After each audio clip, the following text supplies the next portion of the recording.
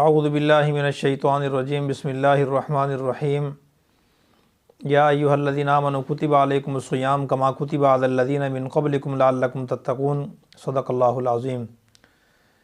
محترم سامعین، جیسا کہ آپ کو معلوم ہے کہ رمضان کا مہینہ شروع ہو چکا ہے اور یہی بڑا تقدس والا، احترام والا، عظمت والا مہینہ ہے۔ اللہ کے نبی صلی اللہ علیہ وسلم نے ارشاد فرمایا، الشعبان شہری و رمضان شہر اللہ، کہ شعبان میرا مہینہ ہے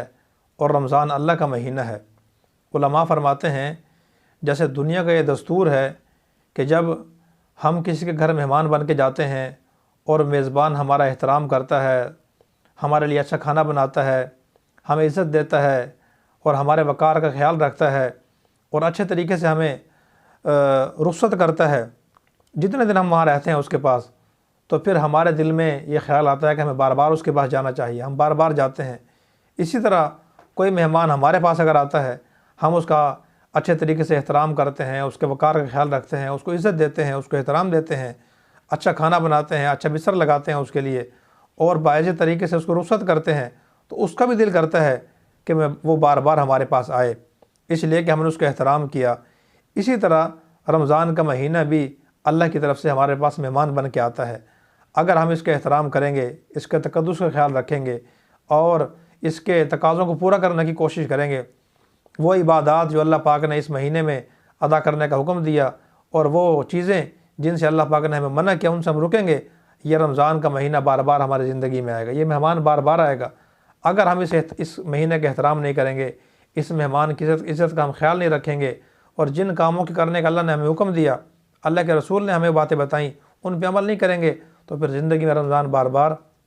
نہیں آئے گا۔ اسی لیے ہمیں رمضان کے تقدس کا بھی خیال رکھنا چاہیے اور رمضان کی جتنی بھی عبادات ہیں ان سب کا ہمیں اہتمام کرنا چاہیے۔ دو عبادات جو ہیں خاص طور پہ اس مہینے میں اللہ پاک جل شانہ نے ہمیں کرنے کا حکم دیا ہے، اللہ کے نبی نے بتائی ہیں۔ نمبر 1 رمضان کا روزہ اور نمبر 2 تراویح۔ روزے کے بارے میں حدیث میں آتا ہے، اللہ کے نبی نے ارشاد فرمایا، بخاری شریف کی حدیث ہے، من صام رمضان ایمانا واحتسابا غفر له ما تقدم من ذنبی، کہ جو بندہ ایمان کی نیت سے، ایمان کی حالت میں، ایمان کی نیت سے اور ثواب حاصل کرنے کی نیت سے، ثواب کی امید کی نیت سے روزہ رکھتا ہے، اللہ پاک اس کے پچھلے گناہوں کو معاف فرما دیتے ہیں۔ کتنی بڑی بات ہے۔ حدیث مشہور حدیث آپ نے سنی ہوگی، اس حدیث سے بھی آپ اس مہینے کی اہمیت کا اندازہ لگا سکتے ہیں۔ ایک دفعہ آپ صلی اللہ علیہ وسلم مسجد تشریف لائے تو ممبر پہ قدم رکھا تو فرمایا کہ آمین، دوسرے سیڑھی پہ قدم رکھا تو فرمایا آمین، جب تیسری سیڑھی پہ قدم رکھا تو فرمایا آمین۔ تو پھر بعد میں آپ نے صحابہ کرام سے فرمایا کہ تم نے مجھ سے پوچھا نہیں کہ میں نے اس طرح کیوں کیا؟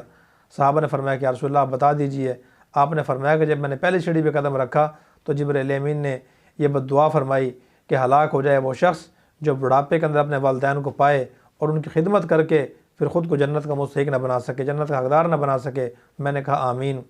جب دوسری سیڑھی پہ قدم رکھا تو جبرائیل امین نے کہا ہلاک ہو جائے وہ شخص جس کے سامنے آپ کا نام مبارک آئے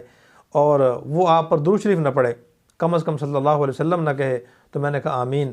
پھر انہوں نے کہا کہ جب تیسری سیڑھی پہ میں نے قدم رکھا کہ ہلاک ہو جائے وہ شخص کہ جس کی زندگی میں رمضان کا مہینہ آئے، رمضان کا مہینہ وہ پالے اور اس کے باوجود بھی اپنی بخشش نہ کروا سکے اللہ تعالیٰ سے۔ تو میں نے کہا آمین۔ اس سے معلوم ہوا کہ رمضان کا مہینہ آتا ہی بخشش کے لیے ہے، آتا ہی بخشش کے لیے ہے۔ ایک اور حدیث میں اللہ کے نبی نے ارشاد فرمایا، اللہ تعالیٰ فرماتے ہیں الصوم لی وانا اجزی بہ، کہ روزہ میرے لیے ہے اور میں ہی اس کا اجر دوں گا۔ باقی عبادات کا ثواب اللہ تعالیٰ فرشتوں کے ذریعے انسان کو عطا فرماتے ہیں، لیکن جب روزے کی باری آتی ہے اللہ پاک فرماتے ہیں کہ میں ہی اس کا اجر دوں گا، اس لیے کہ روزہ ہوتے ہی میرے لیے ہے۔ کیونکہ باقی عبادات انسان کرتا ہے، روزہ انسان نماز پڑھتا ہے، تراویح پڑھتا ہے، اعتکاف میں بیٹھتا ہے، قربانی کرتا ہے، حج پہ جاتا ہے، انسان عمرہ کرتا ہے، صدقہ خیرات کرتا ہے۔ غرض جتنی بھی عبادات ہیں وہ سب مخلوق کے سامنے ہوتی ہیں، مخلوق جو ہے وہ دیکھتی ہے انسان کو، عمل کرنے والے کو، لیکن روزہ ایک ایسی عبادت ہے میرے دوستو، اس کا صرف اللہ کو علم ہوتا ہے یا بندے کو علم ہوتا ہے۔ انسان اس میں اخلاص زیادہ ہوتا ہے، آدمی واش روم میں گیا، غسل خانے میں چلا گیا، خلوت میں ہے، تنہائی میں ہے، جب بھی انسان چاہے روزہ توڑ سکتا ہے، اللہ کے علاوہ کسی کو معلوم نہیں ہوتا، اللہ کو پتہ ہوتا ہے۔ جب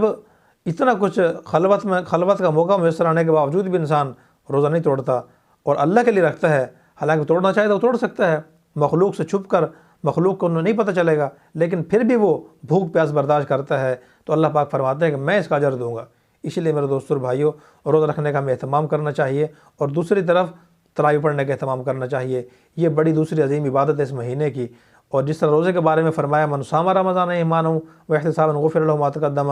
اسی طرح فرمایا من قام رمضان ایمانا واحتسابا غفر له ما تقدم من ذنبه، کہ جو بندہ قیام کرتا ہے، رات کو کھڑے ہو کے عبادت کرتا ہے، تراویح پڑھتا ہے، اللہ پاک اس کے بھی پچھلے گناہوں کو معاف فرما دیتے ہیں۔ تو یہ دو عبادات ہیں، ان کا ہمیں اہتمام کرنا چاہیے، روزہ بھی رکھنا چاہیے اور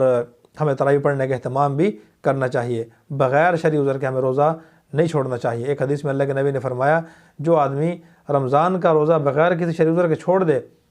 اور پھر ساری زندگی روزے رکھتا رہے اس کی تلافی کے لیے، تو فرمایا کہ اس کی تلافی نہیں ہو سکتی۔ اتنی عظمت ہے، اتنی فضیلت ہے، اتنا احترام ہے اس رمضان کے روزے کا۔ اللہ پاک مجھے بھی، آپ سب حضرات کو بھی تمام روزے رکھنے کی بھی، سارے روزے رکھنے کی بھی توفیق عطا فرمائے، اور اللہ پاک ہمیں پورا مہینہ تراویح کے اہتمام کرنے کی بھی توفیق عطا فرمائے۔ باقی باتیں انشاءاللہ اگلی ویڈیو میں عرض کروں گا۔ وآخر دعوانا